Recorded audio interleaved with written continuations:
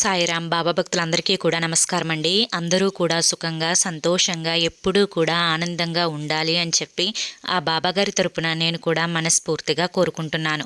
ఈరోజు బాబాగారు అందించే సందేశం ఏంటి అంటే కనుక, తల్లి, ఈ అమావాస్య రోజు ప్రతి ఒక్కరూ కూడా తెలుసుకోవలసిన మంత్రం ఇది తెలుసుకుంటే నీ జీవితంలో జరగబోయే అదృష్టాలను చూసి నిజంగా నువ్వు ఆశ్చర్యపోతావమ్మా.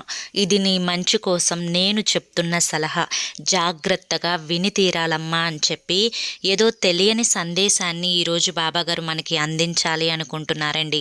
మరి బాబాగారు ఏ సందేశం అందించినా అది మన భవిష్యత్తుకు పునాది అని చెప్పి మనమందరూ కూడా నమ్మవలసిన విషయం.